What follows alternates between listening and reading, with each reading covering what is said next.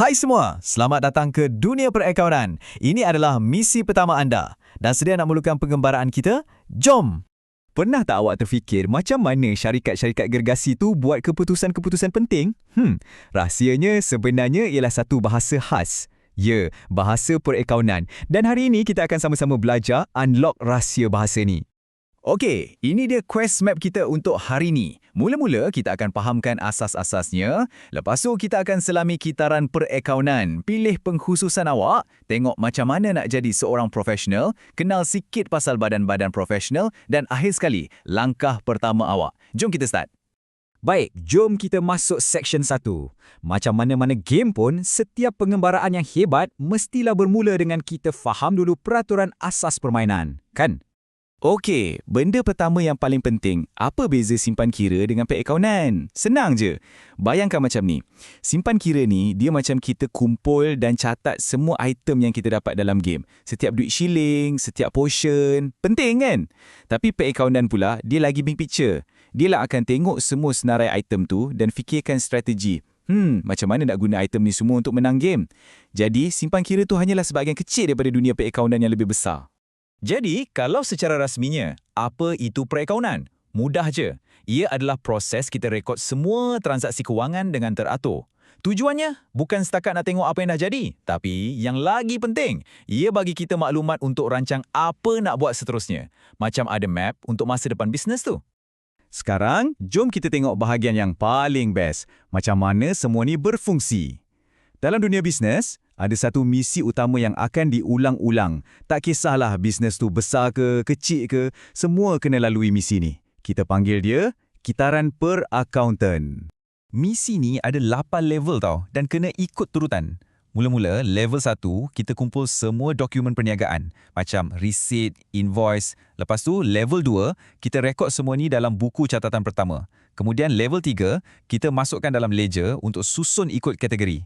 Masuk level 4, kita buat imbangan duga. Nak cek je, betul tak kiraan kita. Lepas tu ada level 5, pelarasan kalau ada benda nak betulkan sikit.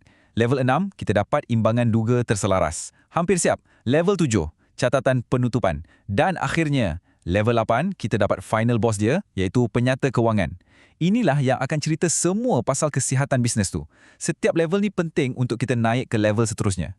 Okey, bila awak dah faham gameplay utama tu, sekarang masa untuk pilih kepakaran awak sendiri. Dalam dunia perakaunan ni, ada banyak specialization, sama macam kita pilih karakter kelas dalam game. Best kan? Jom kita tengok 4 kelas utama yang awak boleh pilih. Okey, pertama, perakaunan keuangan. Awak akan jadi orang yang sediakan laporan untuk orang luar, macam pelabur. Kedua, perakaunan pengurusan. Yang ini pula jadi penasihat dalaman untuk bos-bos buat keputusan penting. Cool kan? Ketiga, pengauditan. Yang ni macam detektif. Tugas dia, periksa semua rekod kewangan tu betul dan tak ada yang tak kena. Dan yang terakhir, percukaian. Awak akan jadi pakar dalam hal cukai. Tolong syarikat uruskan semua benda berkaitan cukai. Masing-masing ada skill unik dia tau. Pilih kelas tu baru permulaan je. Sebenarnya, perakaunan ni adalah satu kerjaya yang sangat profesional dan dipandang tinggi tau. Jom kita tengok macam mana awak boleh level up dalam kerjaya ni. Kalau awak bayangkan accountant ni duduk sorang-sorang dengan timbunan kertas, lupakan semua tu. Dunia per-accountant sekarang dah sangat moden. Semuanya dinamik, canggih dan guna macam-macam teknologi power untuk buat analisis. Dan ni mesej yang paling penting. Accountant ni dihormati sebagai golongan profesional. Kenapa? Sebab dia ada satu kemahiran yang sangat-sangat diperlukan oleh semua orang dalam bisnes dan masyarakat. Kemahiran per-accountant tu sendiri. Jadi, ingat ya, kerja accountant ni bukan setakat kira-kira nombor je. Oh, tak. Mereka ni sebenarnya penasihat strategik. Diorang yang tolong syarikat uruskan duit, fahamkan prestasi bisnes dan paling penting, bagi nasihat macam mana nak jadi lebih baik dan lebih besar pada masa depan. Dalam mana-mana dunia profesional pun mesti ada penjaga dia kan? Nah, dalam perakaunan, penjaga ni adalah badan-badan profesional.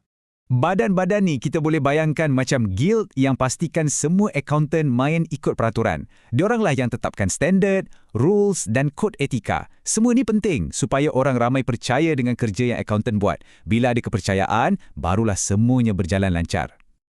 Okey semua, kita dah sampai ke penghujung misi pengenalan kita untuk hari ini.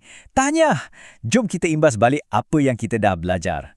Dalam tutorial ringkas kita ni, awak dah belajar beza simpan kira dan perakaunan, dah nampak macam mana kitaran perakaunan yang ada 8 peringkat tu berfungsi dan dah tengok pun karakter kelas yang berbeza.